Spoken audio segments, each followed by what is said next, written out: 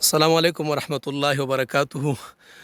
محترم سامعین ناظرین، دا کوم غر چې تاسو ته په نظر باندې راځي او کوم غر در تخکاری دا مخامخ بر اثر دا غر دی چې په دې کې غار ثور دی او د هجرت په موقع باندې نبی پاک علیه السلام په دغه لار باندې راغلی دی او دلته پناه اخیستې ده. سلګ وخت دپاره پاتې شوی دی او بې نبي علیه السلام په شمول د ابوبکر صدیق باندې د دې ځای نه سفر مدینې منورې ته دی. سبحان الله، زه صرف د یوې خبرې ته حیران یم. مخکې به انشاءالله هم خبره کوو چې نبی علیه السلام په دومره ډیر عمر کې چې تقریبا 53-52 کاله عمر دی، د بوډاوالي عمر دی، بې نبی علیه السلام دیزي ته راوختو څنګه او څومره سخت او تکلیف یې تیر کو. یقین په الله وکړئ چې سړی هر یو قدم اخلي او مخې ته ګوري د نبی علیه السلام د قربانۍ، د نبی علیه السلام د سختې کاوشونه، محنتونه، خوارۍ، هلې ځلې، او بیا سړی د خپل ګناهونو نافرمانیو ته سوچ کوي. یقینا سړی دردیږي، خفه کېږي چې دا موږ څه کوو او زموږ دپاره نبی علیه السلام څه کړي دي. ما په دې ځوانۍ کې تقریبا 15 منټه مزل کړی په دې غره کې، خو دومره ستړی ستومانه یم چې درته ویلی نشم، ستړی ډېر یم. او زه مخکې سفر کوو د نبی علیه السلام هغه ځای ګورو چې په کوم ځای کې نبی علیه السلام ناست او ورسره خپل د غار ملګری ابوبکر صدیق و. انشاءالله تفصیل لږ مخکې بیا وایو. یو 10 منټه مې سفر نورم وکړو، لږ نورم بر راوختلم. سبحان الله، والله مسلمانانو یقین په خدای وکړئ. زه دا سوچ کوم چې په دې غر باندې نبی علیه السلام را روان دی او شاته ورپسې کافران دي او د مرګ بندوبست هم دی چې نبی علیه السلام قتل کی، د هغې پسې دي چې نبی علیه السلام دا سخته تیره کړې څنګه ده. زه ستړی هم یم، ساو تیګاو هم یم، خوله خوله هم یم او ډیر د تکاوت او ستړیوالي احساس کوم. خو نبی علیه السلام څنګه راغی په دې باندې، قربان الله ستا د پیغمبر د قربانۍ نه، د هغې د مشقت نه، د هغې د مینې نه چې هغې څومره تکلیف تیر کړی دی.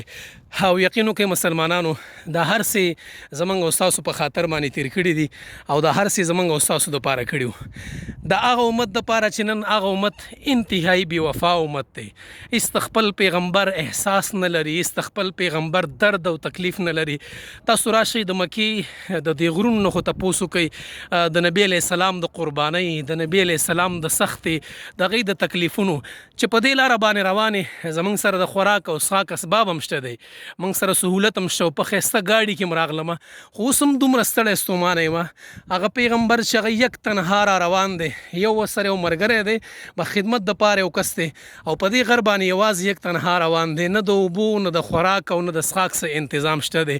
شاته په دې مطمئن دی چې خلک راورسېږي، ما به قتل کړي او ما به مړ کړي، ما به شهید کړي، او بیا هم دا سختې تیږي، دا تکلیف او دا ګرمي، دا مشقت برداشت کول. سبحان الله، موږ د خپل دین ته او خپل قرآن ته، خپل پیغمبر ته انتهایی ملامت یو چې موږ سم نه دي کړي.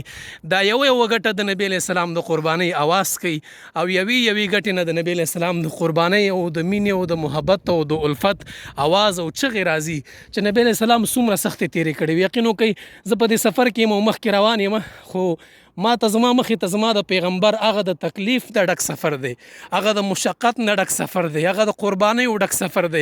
سبحان الله، الله چې زما پیغمبر به څومره سخته تیره کړې وي، زما پیغمبر به څومره کړاو تیر کړی، په دې غر راختلی څنګه دی، په دې تکلیف څنګه تیر کړی دی، په دې مشقت او سخته څنګه تیره کړې ده.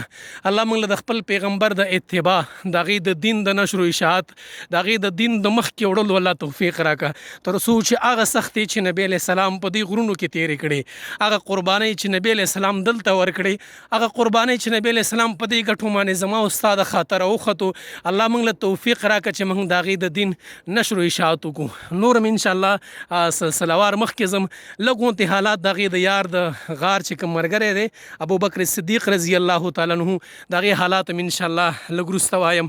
په بله ویډیو کې انشاءالله د هغې انتظار وکړئ.